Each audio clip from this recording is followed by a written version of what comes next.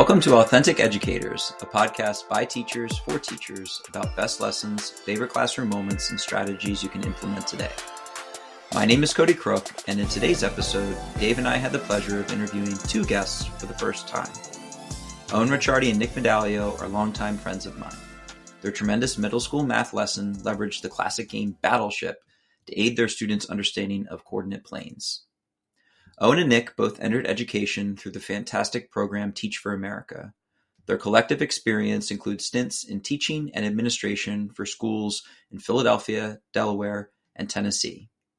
Owen spent 5 years in Memphis as head principal of a historically underperforming school.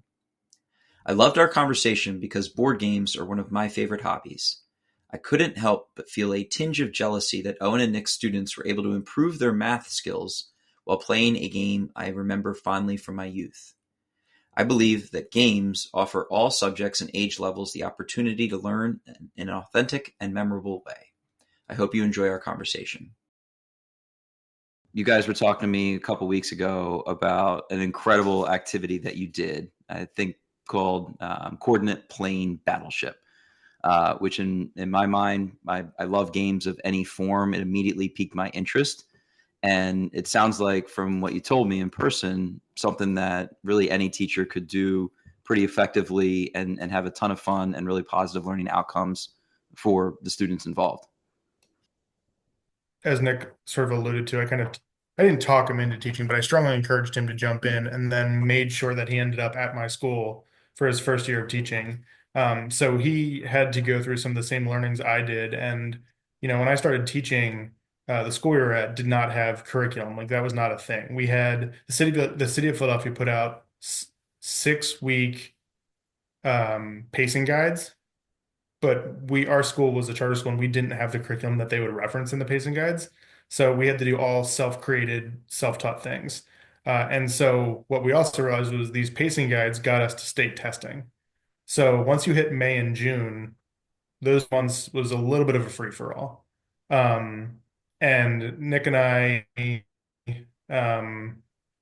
Nick, you can correct me if I'm wrong here, but Nick and I have held many jobs together, and I know for a fact Nick is very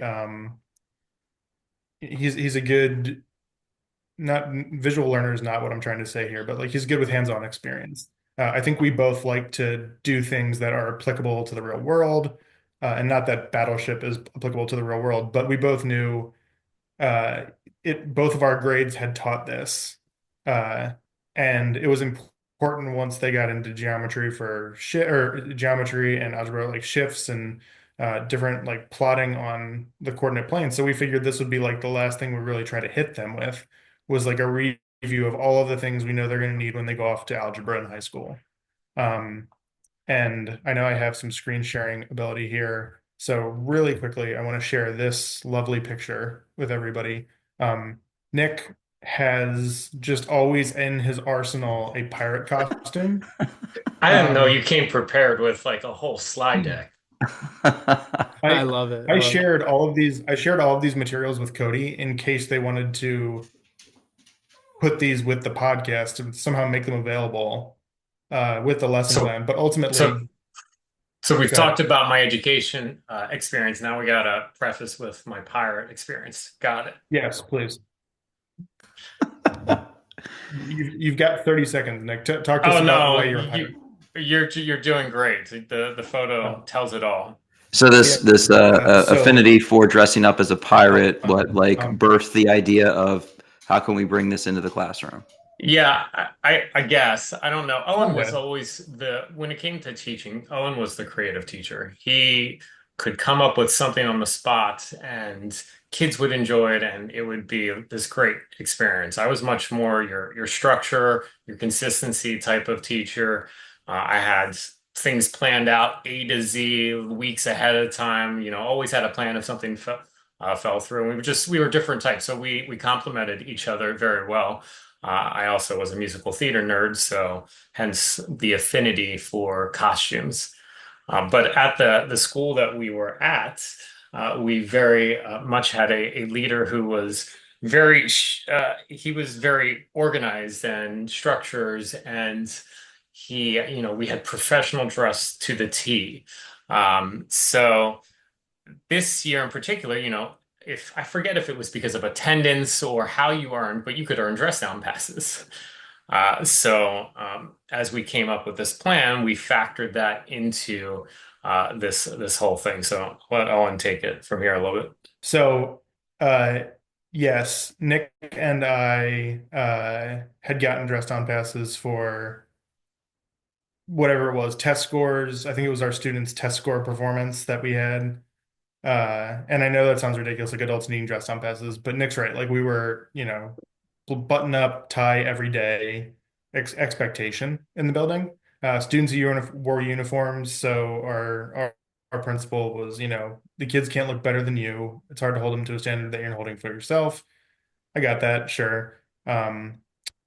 And so on this day, and I don't have this picture, Nick, I think you might have this one of the two of us, how we showed Oh, up. I But do. Nick and I lived together, so we drove to school every day, and we showed up on coordinate plane Battleship Day looking like this.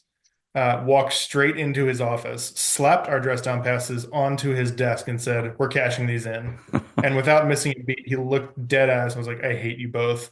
Which he did If because he if you're loved just us, if you're but that's listening to the exactly what happened. podcast, the picture is a phenomenal sailor and pirate situation that I imagine if you're a student and your teacher that you have a great deal of respect for comes in dressed like that, especially considering most teachers are dressed, to the nines at this school, it's going to immediately grab your attention and you're going to be super stoked for whatever's going to happen. Yeah, with the American flag drooped over my shoulder and the camo pants, I look like Hacksaw Jim Duggan, and then the pirate over here.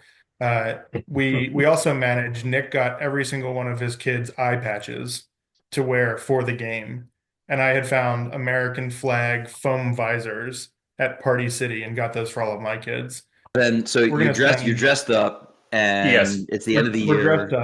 up, but we had set this up earlier in the week, so this happened on like a Wednesday or a Thursday. Mhm. Um, but we started off with the same slide deck. Uh, uh, the backstory slide that I showed a couple minutes ago of Nick dressed as a pirate out in the real world. Um, we introduced it as, Nick is a pirate of the high seas.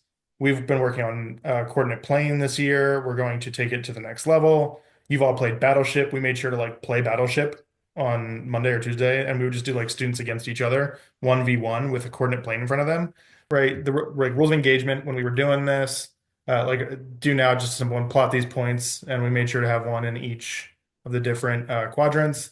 Mhm. We told the story about Battleship, how Nick was a pirate, how we were going to defeat him and his team, his eighth graders.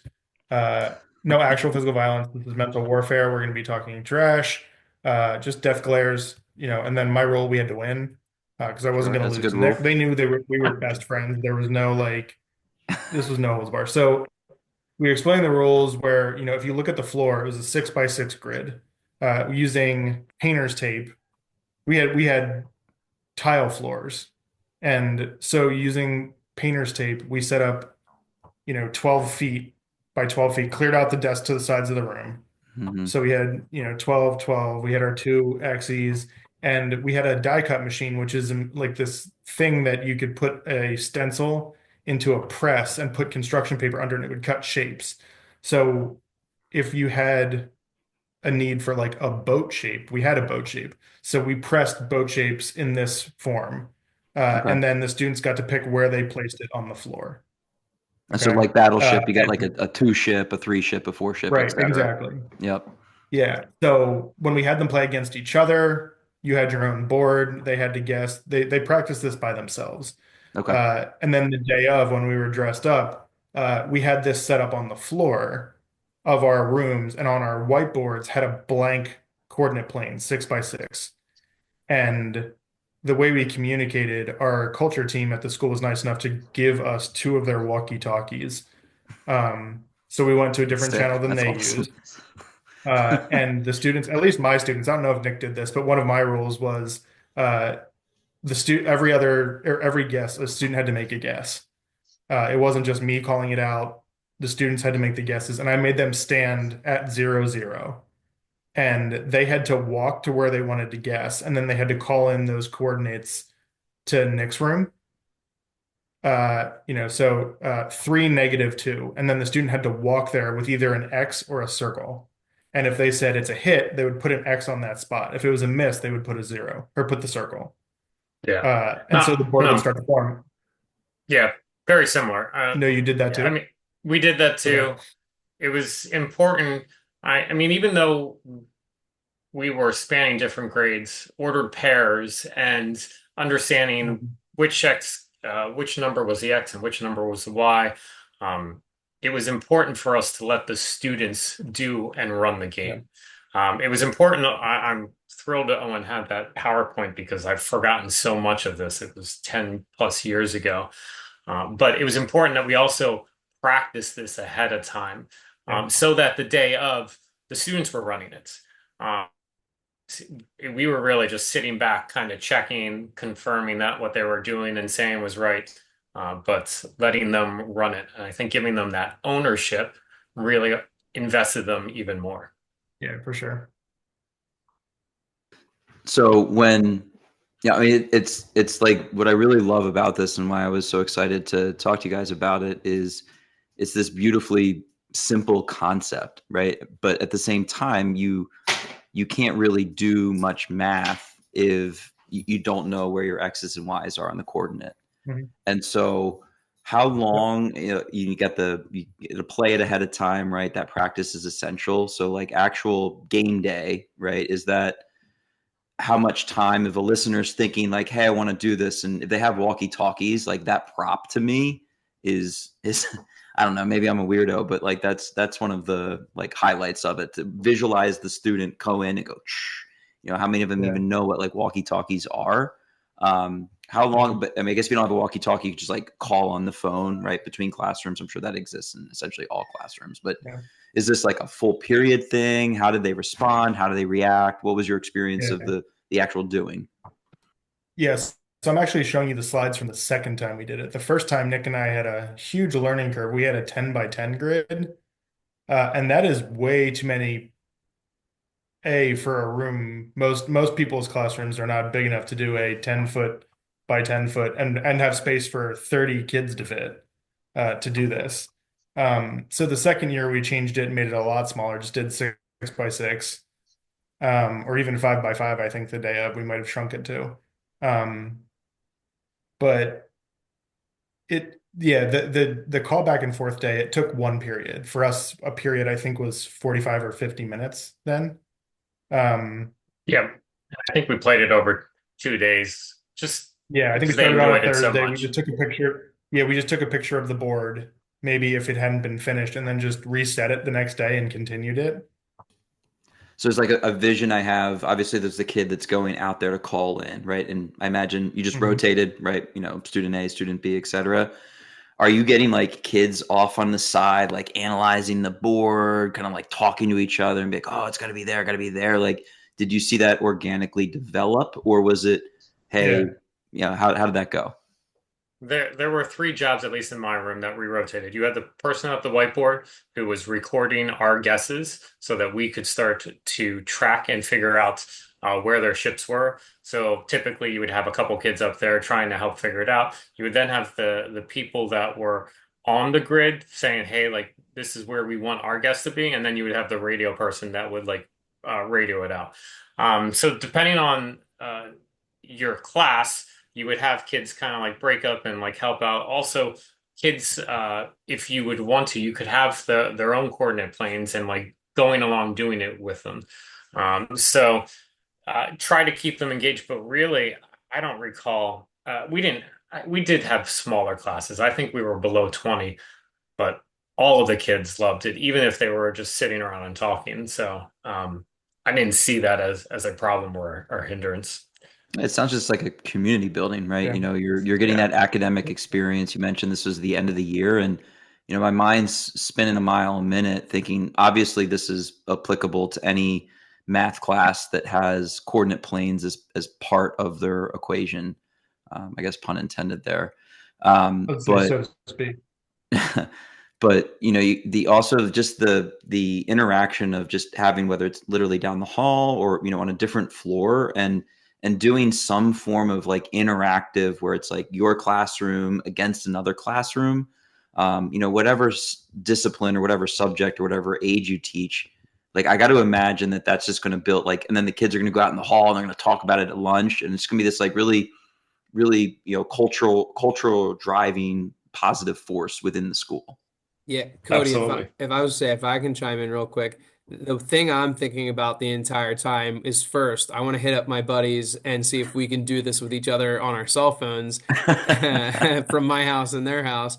But second was this is the kind of thing that kids will never forget that day, you know? And it might take them a minute or two to remember, well, what was that actually about? But it'll probably come to them that it was about coordinate planes, and they'll remember the X and the Y axis. And I think anytime we can celebrate learning and make events out of learning, it just changes the game entirely. And that's clearly something that you two did really well with this lesson. And not only did you do it well, but you sort of were flexible and decided to do it even more than one day, and you prepped for it that made them take it even more seriously. So I feel like across the board, there's so many just teachable for teacher things here. There's so many things teachers can take away in terms of giving them ownership as Nick was talking about, and um, having the novelty piece in terms of you guys walking in and just, making an event and dressing as, sailors and pirates. And,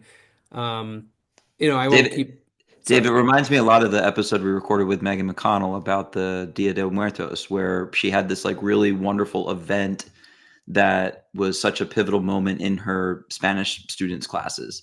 And so like that's something I'm noticing as we're, interviewing great teachers, across the spectrum in geography, and of just having those real moments, those authentic moments in class. So Nick and Owen, thank you so much for joining us. We really appreciate it. Any final words before we close out for the episode here? Yeah, I was gonna say, or Cody, you brought up a previous episode. I was re-listening to some of these last night to get ready for today. And Dave, you were talking about the letter writing and how students would come up to you like they knew you had done it, right? The kids after our first year doing it were like, "Are we going to do that this year? Like, is that something we get to do?" The new group we had. And the kids that went from being sailors to pirates now all of a sudden were like heckling me in the hallway, which I loved. Like, I thought that was great. Um, and yeah, I mean, I think to that point, especially I prefaced a lot of this by saying we realized that at the end of the year, there wasn't a ton for us expectation wise. And at the school we were at, there wasn't a ton for us expectation wise that we were supposed to do. So we sort of made it our mission. And this is one of the few things we had come up with to give the experiential aspect to learning, right? Like I think I could have just given a worksheet about coordinates and Dave, you said it. Like if the kids aren't going to remember that. They're not going to care. But I've absolutely talked to kids since then. They're like, do you remember when we played Battleship with Mr. Medaglio? I'm like, yeah, I remember that. Like, how can I not remember that? Um, so I can yeah, only I mean, any relationship thing, anything that you're doing to create, I grew up in a school where like you knew every year what the thing was you had to look forward to, and you really looked forward to it.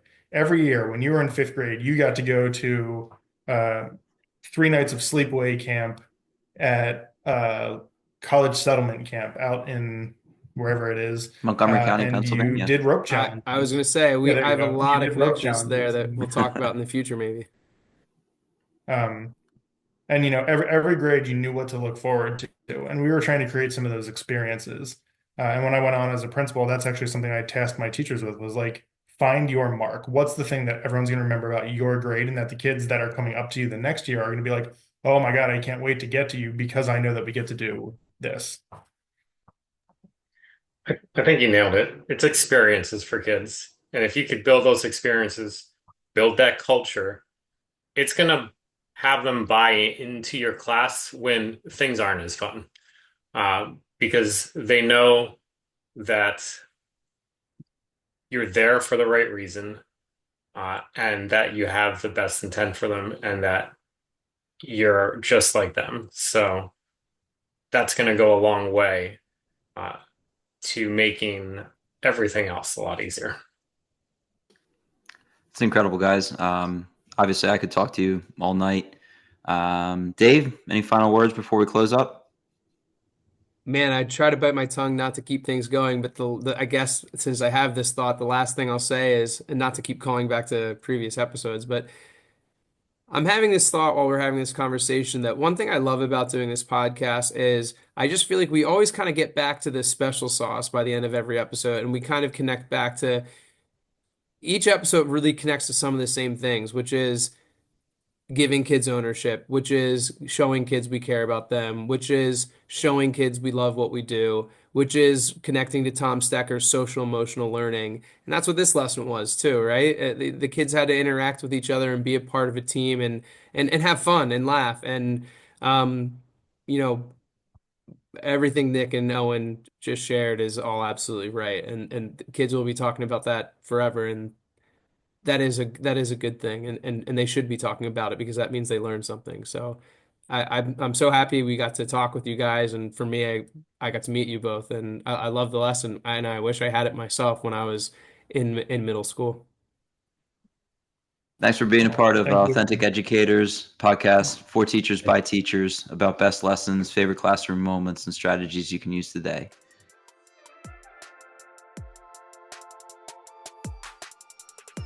Thank you for listening, and thank you again to our guests, Owen Ricciardi and Nick Medaglio.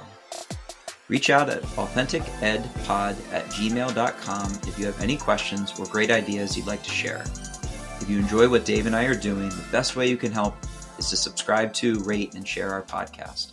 Our goal is to reach and help as many educators as possible, and that cannot happen without folks spreading the word. We appreciate your support.